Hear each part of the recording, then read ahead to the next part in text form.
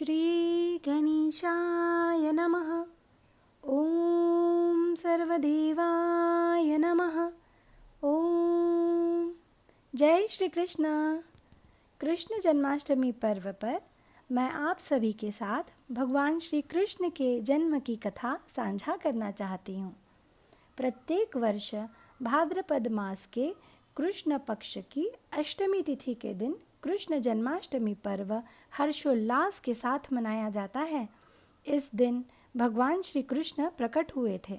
धार्मिक मान्यताओं के अनुसार इस विशेष दिन पर उपवास रखने से और भगवान श्री कृष्ण के जन्म की कथा का पाठ करने से व्यक्ति को विशेष लाभ प्राप्त होता है।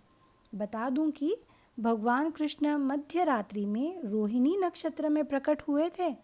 शास्त्रों में यह विदित है कि जन्माष्टमी के दिन भगवान श्री कृष्ण के जन्म से जुड़ी कथा का पाठ करने से व्यक्ति को सुख एवं समृद्धि का आशीर्वाद प्राप्त होता है। चलिए भगवान श्री कृष्ण के जन्म की कथा सुने। भागवत पुराण के अनुसार द्वापर अपने अंत की ओर था और कलयुग शुरू होने में कुछ ही समय शेष था। इस समय दैत्यों का प्रकोप दिन प्रतिदिन बढ़ता जा रहा था। उस दौरान अत्याचारी राजा कंस मथुरा नगरी पर शासन करता था। कंस ने अपने पिता राजा उग्रसेन को कारागार में बंदी बनाकर सिंहासन हड़प लिया और स्वयं को राजा घोषित कर लिया। परंतु वह अपनी बहन देवकी से बहुत प्रेम करता था और उसने अपनी बहन का विवाह वसुदेव से करा दिया। जब वसुदेव जी देवकी माँ के साथ अपने राज्य जा रहे थे, तभी आकाशवाणी हुई कि कंस, तेरी बहन की 8वीं संतान तेरे मृत्यु का कारण बनेगी। इस आकाशवाणी को सुनकर कंस क्रोधित हो उठा और वसुदेव जी की हत्या का प्रयास किया, लेकिन देवकी माँ ने अपने भाई को ऐसा करने से रोक दिया।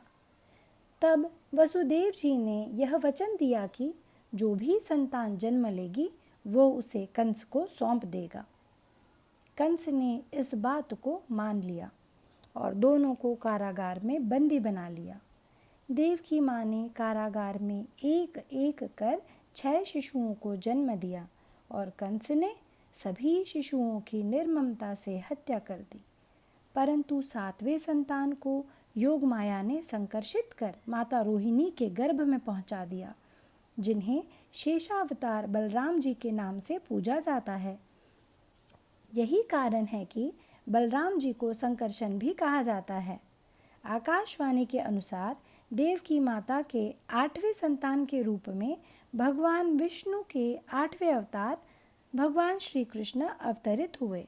भगवान प्रकट हुए और आकाशवाणी हुई कि आप इस बालक को अपने मित्र नंद जी के पास ले जाएं और वहां से उनकी कन्या को ले आएं। आदेशानुसार वसुदेव जी ने बाल गोपाल को एक टोकरी में रखकर अपने सर पर रखा और नंद जी के घर चल पड़े। भगवान विष्णु की माया से कारागार के सभी पहरेदार सो गए और कारागार के द्वार अपने आप खुलने लगे। जब वसुदेव जी बाल गोपाल को लेकर यमुना नदी के तट पर पहुँचे तो यमुना अपने पूरे वेग से बह रही थी, लेकिन प्रभु के चरण स्पर्श के बाद यमुना नदी ने भी शांत होकर वसुदेव जी को आगे जाने का मार्ग दिया। वसुदेव जी सकुशल नंद जी के घर पहुंच गए और वहां बाल गोपाल को रखकर उनकी कन्या को साथ लेकर वापस कारागार आ गए। जब कंस को 8वें संतान के जन्म की सूचना प्राप्त हुई तो वह शीघ्र अतिशीघ्र कारागार पहुंच गया और देवकी जी से कन्या को छीनकर उसकी हत्या का प्रयास किया। परंतु तभी वो कन्या कंस के हाथ से आकाश में उड़ गई और आकाशवाणी हुई कि मूर्ख कंस, तुझे मारने वाला जन्म ले चुका है और वह वृंदावन पहुंच गया है। अब तुझे तेरे पापों का दंड जल्द मिलेगा। वह कन्या योग माया थी जो कन्या के रूप में आई थी। बाबा नंद और उनकी पत्नी माँ यशोदा ने कृष्ण जी का पालन पोषण किया।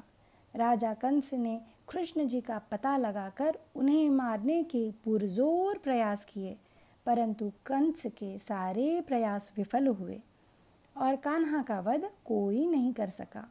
अंत में श्री कृष्ण ने कंस का संहार किया, राजा उग्रसेन को मुक्त कर उनको पुनः मथुरा की राजगद्दी सौंप दी। इस प्रकार से श्री कृष्ण जन्माष्टमी की व्रत कथा पूरी हुई। जय श्री कृष्ण। हाथी घोड़ा पाल की, जय कन्हैया लाल की। हाथी घोड़ा पाल की, जय कन्हैया लाल की। आप सभी को जन्माष्टमी की हार्दिक शुभकामनाएं। जय श्री कृष्ण।